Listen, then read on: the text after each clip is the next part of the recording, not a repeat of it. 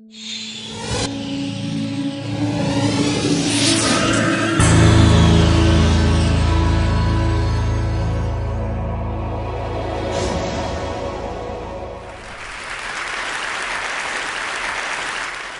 want to address the issue of compassion. Compassion has many faces. Some of them are fierce, some of them are wrathful. Some of them are tender, some of them are wise. A line that the Dalai Lama once said, he said, "Love and compassion are necessities. They are not luxuries. Without them, humanity cannot survive." And I would suggest it is not only humanity that won't survive, but it is all species on the planet, as we've heard today. It is the big cats, and it's the plankton. 2 weeks ago, I was in Bangalore, in India. I was so privileged to be able to teach in a hospice on the outskirts of Bangalore. And early in the morning, I went into the ward. In that hospice, there were 31 men and women who were actively dying. And I walked up to the bedside of an old woman who was breathing very rapidly, fragile, obviously in the latter phase of active dying. I looked into her face. I looked into the face of her son sitting next to her, and his face was just riven with grief and confusion. And I remembered a line from the Mahabharata, the great Indian epic. "What is the most wondrous thing in the world, Yudhishthira?" And Yudhishthira replied, "The most wondrous thing in the world is that all around us, people can be dying, and we don't realize it can happen to us."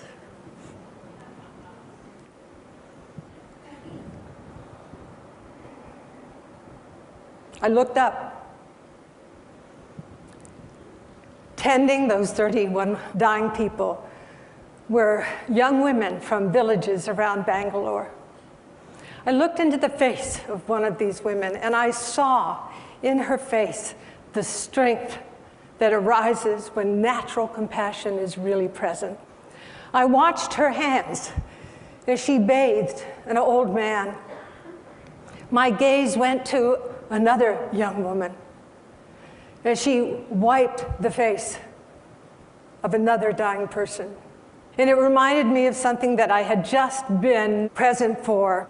Every year or so, I have the privilege of taking clinicians into the Himalayas and the Tibetan Plateau, and we run clinics in these very remote regions where there's no medical care whatsoever. And in the first day at Simikot in Humla, far western Nepal, the most impoverished region of Nepal, an old man came in, clutching a bundle of rags. And he walked in, and somebody said something to him. We realized he was deaf. And we looked into the rags, and there was this pair of eyes. The rags were unwrapped from a little girl whose body was massively burned. Again, the eyes and hands of Avalokiteshvara. It was the young women, the health aides, who cleaned the wounds of this baby and dressed the wounds. I know those hands and eyes. They touched me as well. They touched me at that time. They have touched me throughout my 68 years. They touched me when I was 4 and I lost my eyesight and was partially paralyzed. And my family brought in a woman whose mother had been a slave to take care of me. And that woman did not have sentimental compassion. She had phenomenal strength. And it was really her strength, I believe, that became the kind of mudra or imprimatur that has been a guiding light in my life. So we can ask, what is compassion comprised of? And there are various facets, and there's referential and non-referential compassion. But first, compassion is comprised of that capacity to see clearly into the nature of suffering. It is that ability to really stand strong and to recognize also that I'm not separate from this suffering. But that is not enough, because compassion, which activates the motor cortex, means that we actually aspire to transform suffering. And if we're so blessed, we engage in activities that transform suffering. But compassion has another component, and that component is really essential. That component is that we cannot be attached to outcome. Now, I've worked with dying people for over 40 years. I had the privilege of working on death row and in maximum security for 6 years. And I realized so clearly in bringing my own life experience from working with dying people and training caregivers that any attachment to outcome would distort deeply my own capacity to be fully present to the whole catastrophe. And when I worked in the prison system, it was so clear to me that many of us in this room, and almost all of the men that I worked with on death row, the seeds of their own compassion had never been watered. That compassion is actually an inherent human quality. It is there within every human being. But the conditions for compassion to be activated, to be aroused, are particular conditions. I had that condition to a certain extent from my own childhood illness. Eve Ensler, whom you'll hear later, has had that condition activated amazingly in her through the various waters of suffering that she has been through. And what is fascinating is that compassion has enemies. And those enemies are things like pity, moral outrage, fear. And you know, we have a society, a world that is paralyzed by fear. And in that paralysis, of course, our capacity for compassion is also paralyzed. The very word terror is global. The very feeling of terror is global. So our work, in a certain way, is to address this imago, this kind of archetype that has pervaded the psyche of our entire globe. Now, we know from neuroscience that compassion has some very extraordinary qualities. For example, a person who is cultivating compassion, when they are in the presence of suffering, they feel that suffering a lot more than many other people do. However, they return to baseline a lot sooner. This is called resilience. Many of us think that compassion drains us, but I promise you, it is something that truly enlivens us. Another thing about compassion is that it really enhances what's called neural integration. It hooks up all parts of the brain. Another, which has been discovered by various researchers at Emory and at Davis and so on, is that compassion enhances our immune system.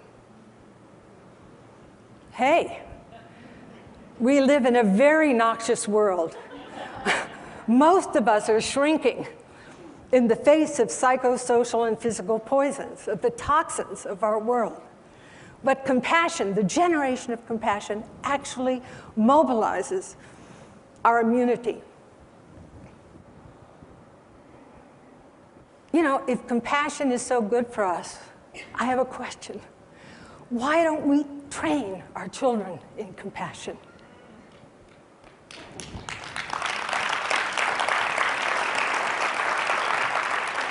If compassion is so good for us, why don't we train our healthcare providers in compassion so that they can do what they're supposed to do, which is to really transform suffering? And if compassion is so good for us, why don't we vote on compassion? Why don't we vote for people in our governments based on compassion so that we can have a more caring world? In Buddhism, we say it takes a strong back and a soft front. It takes tremendous strength of the back to uphold yourself in the midst of conditions. And that is the mental quality of equanimity. But it also takes a soft front, the capacity to really be open to the world as it is, to have an undefended heart. And the archetype of this in Buddhism is Avalokiteshvara, Kuan Yin. It's a female archetype. She who perceives the cries of suffering in the world. She stands with 10,000 arms. And in every hand, there is an instrument of liberation. And in the palm of every hand, there are eyes, and these are the eyes of wisdom. I say that for thousands of years, women have lived, exemplified, met in intimacy the archetype of Avalokiteshvara, of Kuan Yin, she who perceives the cries of suffering in the world. Women have manifested for thousands of years the strength arising from compassion in an unfiltered, unmediated way in perceiving suffering as it is. They have infused societies with kindness, and we have really felt that as woman after woman has stood on this stage in the past day and a half. And they have actualized compassion through direct action. Jody Williams called it, it's good to meditate. I'm sorry, you got to do a little bit of that, Jody. You know, step back, give your mother a break, okay? But the other side of the equation is you've got to come out of your cave. You have to come into the world like a Sangha did who was looking to realize Maitreya Buddha after 12 years. You know, sitting in the cave, he said, I'm out of here. He's going down the path. He sees something in the path. He looks, it's a dog. He drops to his knees. He sees that the dog has this big wound on his leg. The wound is just filled with maggots. He puts out his tongue in order to remove the maggots so as not to harm them. And at that moment, the dog transformed into the Buddha of loving kindness. I believe that women and girls today have to partner in a powerful way with men, with their fathers, with their sons, with their brothers, with the plumbers, the road builders, the caregivers, the doctors, the lawyers, with our president, and with all beings. The women in this room are lotuses in a sea of fire. May we actualize that capacity for women everywhere. Thank you.